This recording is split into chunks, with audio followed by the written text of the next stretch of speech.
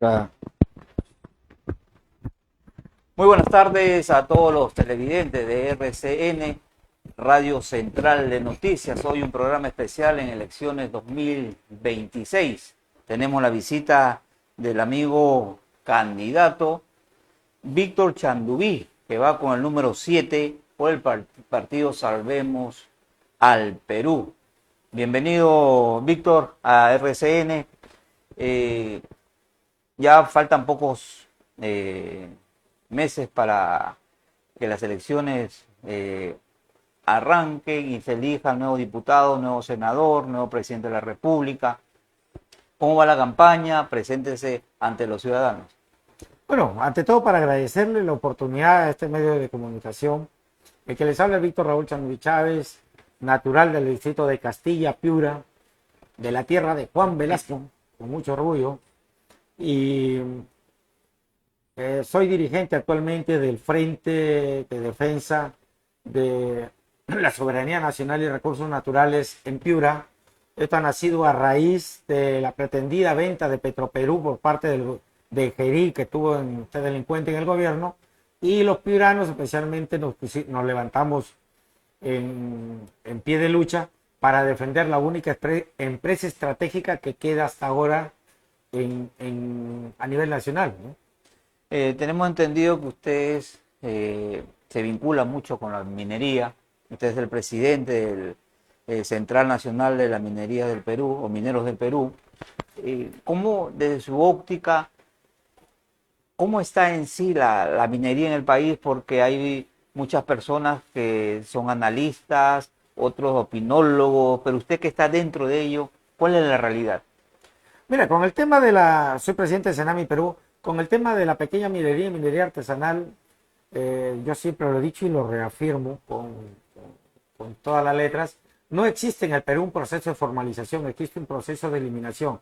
Desde el año 2002, cuando se dio la ley 27651, que es la ley madre de la pequeña minería con Alejandro Toledo, cuando estaba de presidente, hasta el año 2008, la pequeña minería fue expandiéndose a nivel nacional y fueron trabajando tranquilamente los mineros, y todos los mineros contribuían en ese entonces con el 1.5% de pago adelantado a la renta. La única actividad en el Perú que pagaba por adelantado era la pequeña minería. Pero lastimosamente, cuando el segundo gobierno de Alan García se crea el Ministerio del Ambiente y aparece como ministro Antonio Brat, viene ya un tipo de persecución a la pequeña minería y tratarla de sacar, de eliminarla. En esos tiempos, yo era vicepresidente de FENAMARPE, la única federación nacional que había. Hoy día hay 3 instituciones grandes junto con la nuestra, pero nosotros planteamos un proceso de formalización que estaba en el 2008, estuvo Yehuda Decimos como premier, y con los 11 ministerios y 3 instituciones descentralizadas nos sentamos 4 meses y ahí nace el grupo de trabajo multisectorial. Producto de ese grupo de trabajo multisectorial, el GTM, nace el famoso Plan Nacional de Formalización, que Alan García lo deja firmado en marzo del 2011, antes de que se vaya de su gobierno, a través de un decreto en el peruano. Nace el Plan Nacional de Formalización. Nosotros apoyamos a Ollantumala porque el Partido Nacionalista, durante el tiempo de Alan García, ellos nos apoyaron para impulsar la formalización minera a través del congresista, que en paz descanse, Juvenal Ordóñez, que falleció, que era el congresista de Tacna, ¿no? Y la congresista Susana Vilcachata, que era de Puno, ingeniera de minas. Pensamos nosotros que con Ollantumala en el gobierno, el proceso de formalización sí va a ser realidad para más de 500,000 hombres y mujeres a nivel de 19 regiones mineras. Pero Ollantumala nos traicionó, sacó un paquete de decretos legislativos del 1099 hasta el 1107 y camufló el 1100 y el 1105, donde prácticamente puso un cuello de botella que hasta el día de hoy, y mientras existe el decreto legislativo 1100, no se va a poder formalizar ningún cholo ni un serrano en nuestra propia tierra, en nuestro propio territorio nacional. Hola, si no se ha formalizado, ¿qué ha hecho los congresistas en estos 5 años que han estado digamos, gobernando? Mira, desde el año 2011, 2012, hasta la fecha, los congresistas y los gobiernos de turno simplemente han vendido la famosa promesa de formalización ante los medios de comunicaciones tradicionales y culpan al minero artesanal que no se quiere formalizar. Como les digo y les repito, y aquí voy a decir el cuello de botella. En el decreto legislativo 1105, artículo 2 dice, para proseguir el proceso de formalización, primero tu declaración de compromiso ante tu empadronamiento ante las direcciones regionales de energía y minas a nivel de todo el Perú, que todos pueden hacerlo, tranquilos, 2 hojas se llenan, ya. Segundo paso, ahí está el cuello de botella. Piden primero un título de concesión y el 99% del territorio nacional, más de 23 millones de hectáreas están concesionadas por la gran minería y por las transnacionales. Por lo tanto, el minero peruano es imposible, o son pocos los que tienen título de concesión como el que habla. Segundo, si no tienes título de concesión, ¿qué te piden? ¿Contrato de explotación o de cesión de uso?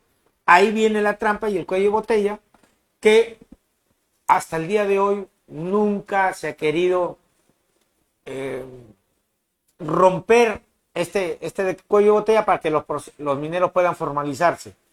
¿Qué es lo que pasa? Me lo dijo Alan García, perdón, me lo dijo Yantumala, me lo dijo PPK, Vizcarra y todos los presidentes que nos hemos reunido y todos en el Congreso de la República dicen, señor dirigente, señor Víctor Chandubí, no podemos ponerle una pistola en la cabeza al titular minero para que le dé contratos de explotación. Ese es un arreglo entre ustedes los mineros y el titular. Búsquenlos y firmen un contrato y asunto solucionado. O sea, se están lavando las manos. El gobierno se lava las manos olímpicamente. ¿Por qué? Porque yo te digo una cosa. Y te voy a poner un ejemplo. 2017, Cajamarca, en el gobierno regional, mis hermanos de Cajabamba, que ahí tenían 2 zonas mineras, la Chilca y San Blas. Esa concesión minera, toda esa zona de Cajabamba está concesionada por la Zulin, una empresa canadiense. Llegamos nosotros para firmar el contrato con 3 alcaldes, los dirigentes mineros y el asesor en ese momento, el asesor Bárcenas, el doctor Bárcenas, se paró y simplemente dijo, señores, Toronto, Canadá ha dicho que no le va a dar contrato a ningún minero artesanal en el Perú. Con eso, ¿qué quiero demostrar? Que la voluntad no depende del peruano, del minero, depende de quienes tienen concesionados todos los cerros en el Perú por más de 30 años y que solamente pagan $3 por hectárea, todo por derecho de vigencia, igual que el pequeño, el chiquito. Yo he tenido 1000 hectáreas como titular minero, yo pagaba $3 y Roque Benavides $3. Ahora, usted va como candidato a Víctor Chandubí de llegar al Parlamento.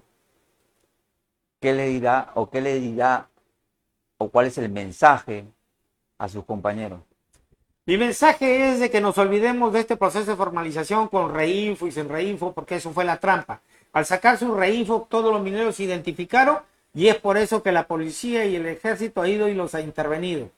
Segundo, por eso es que 50,000 reinfos de un solo plumazo los anularon el año pasado. Entonces, no hay voluntad política. Yo lo que le digo a mis hermanos mineros artesanales, a mis ronderos y a mis comuneros, porque la mayoría de los que hacen minería artesanal son comuneros y ronderos donde está la riqueza que Dios les ha puesto bajo los pies. De yo llegar al Congreso de la República, tengan la plena seguridad que yo voy a presentar un proyecto de ley derogando el decreto legislativo 1100 y 1105 y se acabó el problema. E impulsar un proyecto de ley que reemplace, un nuevo proyecto de ley que reemplace a la 27651 que fue dada en el 2002 y donde de acuerdo a la realidad de cada región y a lo que se vive actualmente podamos hacer un verdadero formalización, un verdadero proceso de formalización en las 19 regiones mineras donde están trabajando actualmente.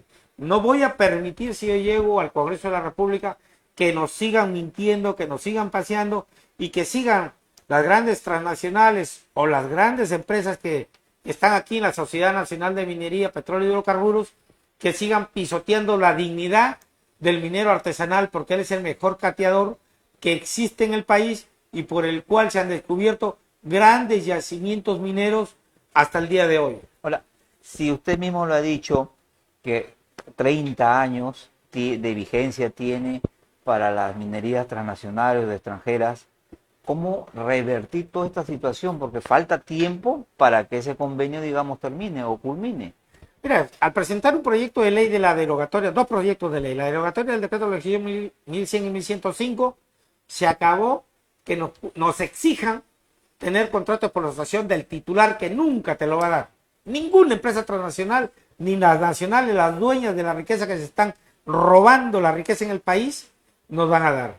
Entonces, segundo proyecto de ley es bajar de 30 años, que se lo dejó Pedro Pablo Kuczynski en el mes de septiembre, antes de renunciar al cargo, le dejó a través de un decreto supremo, rebajarlo a 5 años. Si en 5 años las empresas que tienen concesionadas más de 23 mil millones de hectáreas en el país, no trabajan un cerro al cual se le dio, ese cerro se revierte al Estado y que sea entregado a los mineros artesanales, pero no como persona natural, sino como empresa jurídica. Obligar a que mis hermanos mineros, ronderos, comuneros se organicen en empresas y hagan denuncias como empresa para que se inserten de inmediato al rubro empresarial. Ahora, el nombre artesanal lo han cambiado porque hay personas que dicen que son mineros ilegales. Es, digamos, un parapeto, algo maquillado. Mira, hasta el año 2011 no existía el término de minería ilegal, solamente existía minería artesanal, formales e informales. Con la llegada del traidor de Ollanta Tazo y con la presencia del delincuente y asesino de Daniel Urresti Helera, primero como alto comisionado y luego como ministro, comenzó la destrucción de la pequeña minería. Y ahí aparece el término de minería ilegal. Y yo aquí les he dicho bien claro y siempre, minería ilegal es la que se hace en zonas de amortiguamiento, en zonas de reserva que dañen el patrimonio nacional, en zonas prohibidas que dañen zonas arqueológicas del país. En esas zonas no se debe hacer minería, y quien la haga, que lo metan con cadena perpetua, siempre lo he dicho yo, a la cárcel por dañar lo que es patrimonio del Estado, de todos los peruanos. Pero la minería artesanal se puede desarrollar en la punta del cerro, en cualquier lugar donde no ha llegado el Estado, donde no ha llegado absolutamente nadie y donde la persona ha ido arriesgando a hacer cateo y ha encontrado vetas. ¿Y dónde son la mayoría de las zonas mineras? Son las zonas que le pertenecen a las comunidades campesinas, a las comunidades nativas, que le pertenecen a la gente que vive en esos lugares. Pero sin embargo, las grandes empresas, la sociedad de minería, la Confía y las transnacionales hacen denuncios y nunca los trabajan, los tienen como una herencia para dejárselo a sus nietos, tataranietos. Las concesiones mineras, como le digo, si yo llego a presentar un proyecto de ley, 5 años como máximo. Si no han presentado un proyecto de explotación para esa concesión, la concesión se revierte al Estado porque el Estado tiene derecho de ponerla a producir. No podemos tener nosotros más de 21 millones de hectáreas concesionadas sin producir. El Perú está perdiendo impuestos, está perdiendo tributos, está perdiendo dinero para hacer hospitales, obras, carreteras, escuelas. ¿Por qué? Por culpa del acaparamiento de las concesiones mineras por la Sociedad Nacional de Minería y, repito, por las transnacionales. Ahora, la minería es un punto. El otro punto es Petroperú. Y usted va por el norte con el número 7 como candidato a diputado. ¿Cómo está la situación? ¿Cómo lo ven los piuranos? Lo que está ocurriendo con Petroperú. Algunos quieren que se estatice, otros lo quieren vender a las transnacionales, desde su punto de vista. Como piurano y como actualmente presidente del frente que se ha formado en Piura, de inmediato cuando salió el decreto de urgencia 010, el presidente del Frente por la Dignidad de la Soberanía Nacional y Recursos Naturales del Perú, esta es una pretendida venta ilegal que se ha querido hacer a través de este decreto de urgencia por el delincuente de Gerí, que estaba como presidente. Petroperú no está en quiebra. Petroperú tiene 54 años de fundada. 50 años ha dado utilidades. ¿Dónde viene el déficit de Petroperú? Los últimos 4 años, del 2020 para adelante. ¿Por qué? Porque ahí vino la pandemia. Y en el tiempo de la pandemia salió una resolución que Petroperú paralizaba sus pozos para darle mantenimiento. Y durante el tiempo del mantenimiento no ha producido petróleo, no ha refinado, no ha habido un negocio. Y por lo tanto, pero si habían gastos, esos gastos se han ido acumulando. ¿Y cuáles son los gastos? Primero, de que Petroperú succiona el petróleo a la selva. Eso lo sabemos todos. El Estado tiene que pagarle a Petroperú ese subsidio que le da por petróleo barato a nuestros hermanos de la selva, pero el gobierno no le está pagando. Segundo, Petroperú abastece con combustible a las Fuerzas Armadas y el Estado le está debiendo a Petroperú estos últimos 4 años con estos presidentes interinos que han habido, delincuentes que no han querido pagar su deuda a Petroperú. Y encima que hay que pagar planillas, hay que seguir haciendo, modernizando y arreglos en Petroperú. Esa ha sido la carga que ha tenido Petroperú, por eso es que hay un déficit ahorita. Y ese déficit lo quieren utilizar para maquilladamente decir, Petroperú no es rentable, hay que venderlo. Y hay otra gran mentira que se dice, y que muchos piranos por ignorancia repiten lo que la prensa tradicional lo pone en sus pantallas o lo saca en los medios de comunicación escritos en los periódicos. Los trabajadores de Petroperú son los mejores pagados. Señores, los trabajadores de Petroperú tienen un buen sueldo, pero los mejores son pagados son los de Perú Petro, que es diferente a Petroperú. Petroperú es nuestra empresa bandera, la empresa estatal nuestra, y Perú Petro es privado, público-privado. ¿Y dónde están ahí los grandes lobistas que tienen los grandes sueldos y que son los que están metidos en el negocio para vender Petroperú? Quieren eliminar Petroperú para que el otro se quede. Para que el otro se quede. Ahora yo les digo a la gran pregunta aquí, si Petroperú se vende, ¿quién va a regular los precios? Porque ahorita Petroperú regula los precios. Todos los que vamos a comprar combustible con un vehículo a los grifos de Petroperú están en 13, 14 soles el galón de diésel. Pero uno va a los grifos privados, 17, 18, 20 soles el galón. Entonces, al eliminar Petroperú, ¿quién va a controlar los precios? Sube el petróleo, sube el transporte, sube los alimentos, sube todo. En una guerra, ¿ustedes creen que los privados van a darle fiado petróleo a las Fuerzas Armadas para que se movilicen a defender nuestro país? Con decir, este es nuestro negocio privado, nos pagan, les vendemos, si no tiene plata, no lo vendemos. O sea, nos van a dejar desprotegidos para la defensa nacional, ¿no? A nuestros hermanos de la selva, que se les da petróleo barato, van a poder ellos comprar petróleo caro para sus motores, para sus herramientas que utilizan en la selva para poder taladrar y que utilizan sus motores ellos para poder utilizar sus máquinas, no van a poderlo hacer. Y los que más vamos a sufrir son los peruanos de a pie. Pero muchas veces, como te digo, los peruanos de a pie, como desconocemos la realidad, decimos, véndase a Petroperú porque le creemos a los grandes lobistas. Petroperú es insalvable, está en quiebra. No está en quiebra porque el patrimonio que tiene Petroperú es tan igual o más grande de la deuda que tiene actual, que si paga el gobierno todas las deudas que le tiene a Petroperú, Petroperú estabiliza su presupuesto. Víctor, estamos hablando un poco de minería, un poco de Petroperú, lo que está ocurriendo en nuestro país. Si hay minería, hay petróleo, ¿por qué el norte y la selva, o mejor dicho todo el país, porque el centro, hay mucha extrema pobreza? No hay pobreza, sino que en Lima no se observa lo que estoy mencionando, ¿no? Mire, aquí hay una gran verdad. Todo el mundo habla del canon minero. En el Perú no existe ley de canon minero. Investiguen. No existe ley de canon minero en el Perú, es una mentira.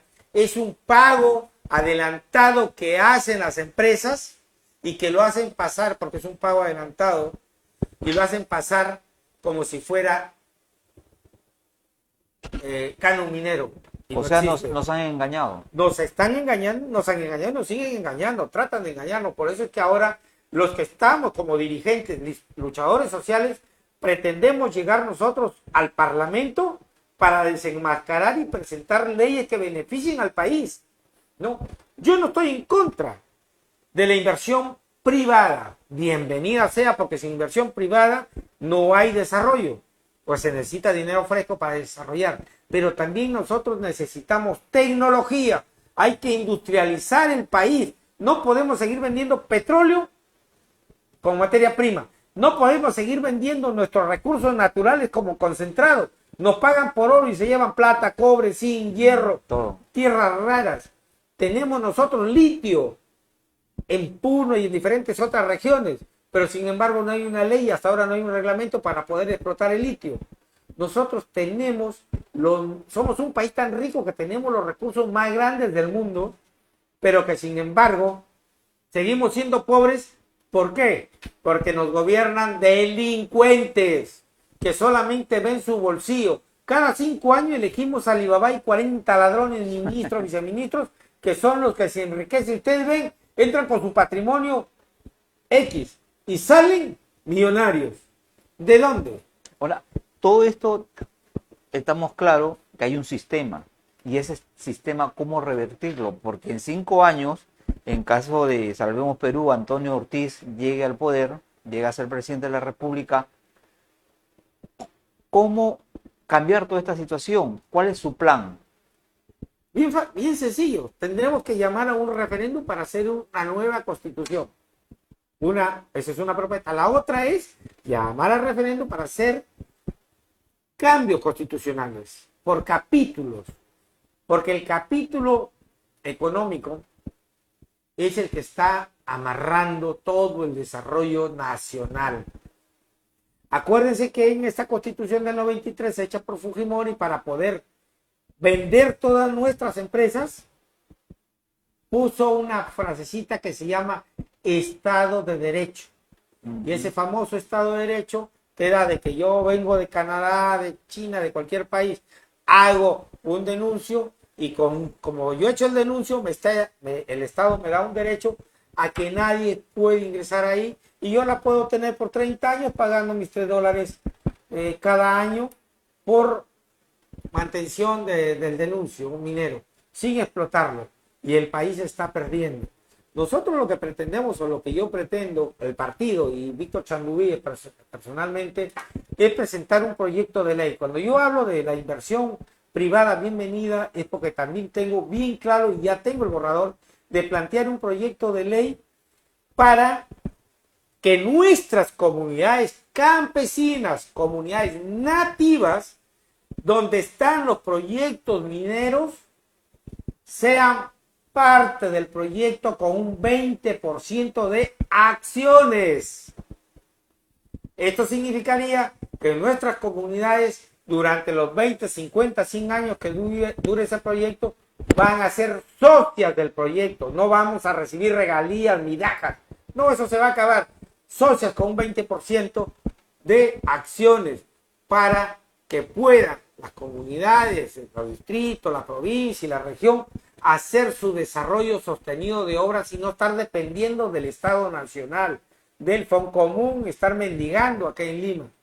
Porque pongo un ejemplo, ¿no? Por ejemplo, en mi región Piura, tenemos nosotros el proyecto Río Blanco, entre Huancabamba y Ayabaca. Si ese proyecto se llegara a explotar y las comunidades de Ayabaca y Huancabamba fueran parte del proyecto como socios con 20%, si la empresa gana 1.000 millones al año, ¿cuánto le toca? 200 millones para nuestras comunidades dueñas del territorio donde está el proyecto. Y con 200 millones, pues tienes para desarrollar empresas, para hacer una universidad, para hacer hospitales, para hacer carreteras, y no estaríamos mendigándole absolutamente a nadie. Ahora, Víctor, mencionaste que cambiaría la Constitución, pero ¿no sería mejor los artículos que están perjudicando? Porque modificar la Constitución podríamos caer, guardando las distancias, a lo que ocurrió en Venezuela, Ecuador, Bolivia. Buena la pregunta. Durante los últimos años de este Congreso, que está actualmente, 130 delincuentes están ahí, ya cambiaron la Constitución, más de 80 artículos. ¿Sabías tú que más de 80 artículos han sido modificados por la Comisión de Constitución que tenía Patricia Juárez de Fuerza Popular? Ya modificaron a su antojo la Constitución sin referendo, sin pedirle permiso al pueblo.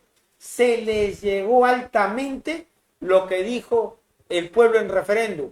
Ellos lo han modificado a través de la Constitución, entre gallos y medianoches, los ha publicado en el Peruano con la complicidad de los gobiernos de turno, y los peruanos seguimos pensando que todavía la Constitución del 93 es la que nos rige. No, señores, nos rige ahorita una Constitución que ha sido modificada. Por eso yo hablo de modificar la Constitución para volver a hacer una Constitución. Por último, regresemos a la Constitución del 79 y ajustamos capítulos, artículos para poder nosotros dinamizar nuestra Constitución y industrializar el país. Porque el gran problema del país es la industrialización. Aquí vienen y se llevan todo, como decimos criollamente, en bruto. Lo procesan en otros países, los impuestos, la generación de puestos de trabajo, las empresas, todo lo que se hace para poder industrializar los productos que se llevan de acá en el Perú se hacen en otros países. Y el Perú, nos quedamos acá, nos dan migajas. Y eso es lo que no podemos seguir permitiendo como peruanos. Ahora, estamos tocando varios puntos y la seguridad. Desde tu partido, ¿cómo van a combatir la inseguridad, mejor dicho, que hay en el país, ¿no? Porque se ha aplicado varias metodologías y no ha habido resultados. Mire, pareciera calado de los cabellos, pero la criminalidad existe por culpa del gobierno. Mientras haya muertos, todos los peruanos estamos mirando todos los días, mataron a un chofer, mataron a un cobrador, asesinaron a un restaurante, a un padre de familia. Estamos pendientes de esas noticias mientras nos están vendiendo y están haciendo todos los lobbies en el Congreso y en Palacio de Gobierno. Los grandes responsables de la inseguridad ciudadana son las actuales autoridades. Aquí, y yo siempre lo he dicho, voy a poner un ejemplo. Mucha gente me dice, Chanuy, nunca pongas ese ejemplo porque cualquier rato te van a meter un balazo y te van a matar. Sí lo hacen, bueno, pero yo no tengo pelos en la lengua como Pirano. El general, voy a dar un nombre, el general Sanabria, Víctor Sanabria, que se retiró hace poco el año pasado y nadie se acuerda de él, de investigarlo, tremendo delincuente. Y yo se lo digo con nombre y apellido. Cuando él estuvo el jefe de la región en Arequipa, hubo un enfrentamiento en Atico, murieron 14 personas, 11 de Calpa Renace y 3 del grupo de Atico, y el otro era Calpa Renace. Mineros que habían invadido una concesión, por eso le digo, yo no defiendo a los ilegales, que habían invadido la concesión, una concesión formal.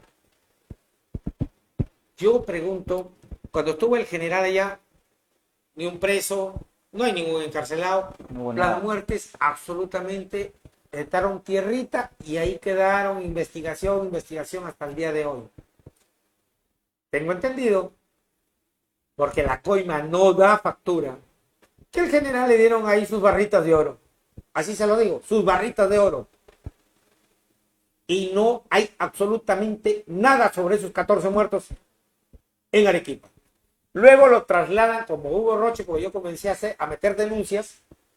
Hugo Roche, como se dice, lo pasaron a Trujillo. En Trujillo, casualidad de la vida, llega Sanabria y hay 2 asesinatos grandes. Hace 2 años atrás asesinaron, acuérdense ustedes, a 9 trabajadores de Minera La Poderosa. Ajá.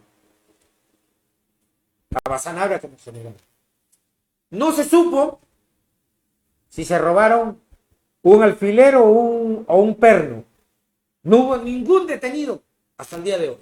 ¿Correcto? Pero el año pasado ocurre el asesinato de 13 compañeros mineros, porque así lo hicieron aparecer ante la prensa, 13 personas en una mina supuestamente de La Poderosa que habían invadido como mineros ilegales y que los había, con otro grupo, se habían matado. Falso, señores, yo lo digo aquí. A esos mineros los asesinaron. ¡Asesinaron! Yo tengo un video que te voy a dejar de aquí, que tengo en este celular. Ajá. Voy a dejarles aquí 2 videos. Cómo llegaron a mis manos. Es muy reservado. Ahora, el pero motivo...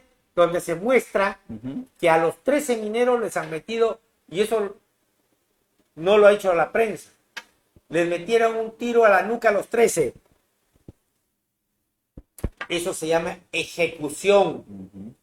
Porque si tú vas a una mina y encuentras mineros y ahí tú vas a recuperarla, un enfrentamiento te disparan en la cara, en la frente, en los brazos, lo que sea. Pero los 13 mineros fueron asesinados con un tiro en la nuca. Eso fue ejecución. ¿Quiénes hacen ese tipo de ejecución? Los FOES, gente de la Marina, es experta, y que tiene la minera La Poderosa como seguridad. Se dijo, hubieron muertos, pero el día 30, que salió 29-30 de abril, porque el 26 lo secuestraron, 29-30 de abril salió en Cuarto Poder y en Panorama que el general Sanabria había estado en el Hotel Bolívar celebrando su cumpleaños, cuando él ya sabía que el 26 habían secuestrado a esas 30 personas. Y él estaba celebrando con 2 fiscales, y eso está en Cuarto Poder y Panorama, que ahí está los medios de comunicación que lo propagaron, lo pasaron a nivel nacional. 2 fiscales, una en actividad y una que ya era ex fiscal. Nunca se supo por qué robaron, qué se llevaron de esa mina, absolutamente nada.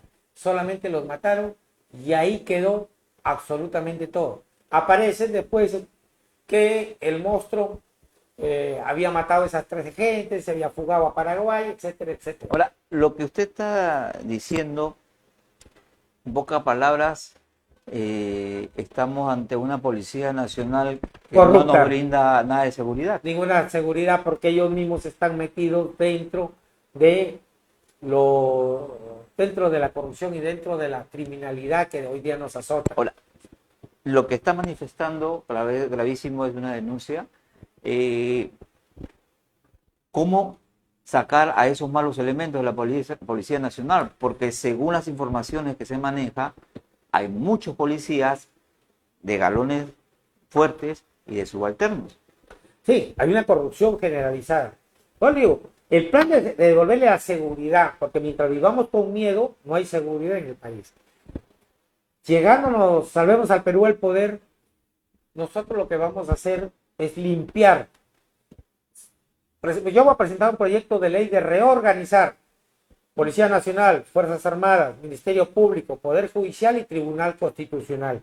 Tienen que reorganizarse y mantener su independencia cada una de estas instituciones para que puedan ejercer justicia, porque está politizado ahorita totalmente todas estas instituciones. Todos sabemos que quienes ponen ahí a sus representantes es para que les cubran la espalda en el Congreso y no les abran ningún proceso penal y no vayan a la cárcel. Entonces, ¿de qué estamos hablando nosotros? ¿Queremos limpiar el país? Sí, lo vamos a hacer con una Policía Nacional digna, con una Fuerza Armadas dignas, con fiscales, jueces, probos, porque sí los hay. Y vamos a acabar nosotros y mandar a la cárcel. Y voy a presentar otro proyecto de ley, cadena perpetua. Ojo, cadena perpetua para todos los funcionarios públicos que hayan malversado, hayan ejercido o hayan dado mala justicia en el país. Presos, cadena perpetua.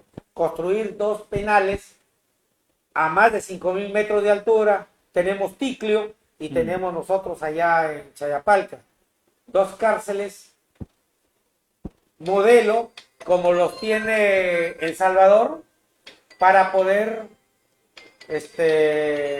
mandar allá a todos estos malos elementos que vienen haciéndole daño al país. Bueno, estamos conversando con Víctor Chanduví, candidato por Salvemos al Perú, a la Cámara de Diputados, va con el número 7. Ha tocado muchos temas importantes de corte nacional y más bien le decimos a Víctor que en los próximos días que venga con el candidato Antonio Ortiz para que nos explaye, nos explique mucho mejor el plan de gobierno de llegar a Palacio de Gobierno el 28 de julio y también reiterarle la invitación a Víctor para conversar otros temas que se quedan en interín, como es la educación, como es la salud, la economía, aunque hemos tocado un poco lo que es la minería y lo que es el petróleo, que es parte de ello, pero sería importante explayarlo para que la población tenga mayor conocimiento, para que tenga más amplitud de estos temas que hemos conversado, como la educación, también la parte deportiva. Usted ha sido deportista, ha jugado fútbol profesional, y esto creo que sería beneficioso para los ciudadanos, ya que el ciudadano actual no sabe por quién va a votar, y más bien el ciudadano está buscando algún candidato con un currículum sobre todo honesto, profesional, transparente, para no equivocarse como ha sucedido en estos últimos 20 años. Sí, yo me comprometo a hablar con mi compañero Antonio Ortiz para traerlo, para que también explique el plan de gobierno nacional. Y bueno, yo siempre estaré atento a cualquier llamado de sus personas, de ustedes, para tratar diferentes temas, ¿no? Educación, salud, el tema agrícola, el tema turismo, ¿no? El tema de la industrialización en el país, ¿no? Y sobre todo, ser claros con nuestra población. Antes de elegir este 12 de octubre, averigüen bien el historial de cada uno de los que nos estamos presentando para representarlos en el Congreso de la República. No se dejen comprar la conciencia, hermanos peruanos. Olvidémonos ya, no más por los partidos tradicionales. Acabemos con los dueños y los traficantes de la educación que tienen universidades, ¿no? Acabemos con todo eso que le hace daño al país y lo que está y va a truncar el desarrollo de nuestros pueblos. Por eso yo invito, no solamente es una frase, salvemos al Perú, salvemos nuestro distrito, nuestra provincia, nuestras comunidades, salvemos nuestras familias de la corrupción enquistada que viene gobernando hasta el día de hoy. Víctor Chanduví, piurano y descendiente de Juan Velasco y de Miguel Grau, se compromete y da su palabra de seguir luchando, como lo he hecho hasta el día de hoy.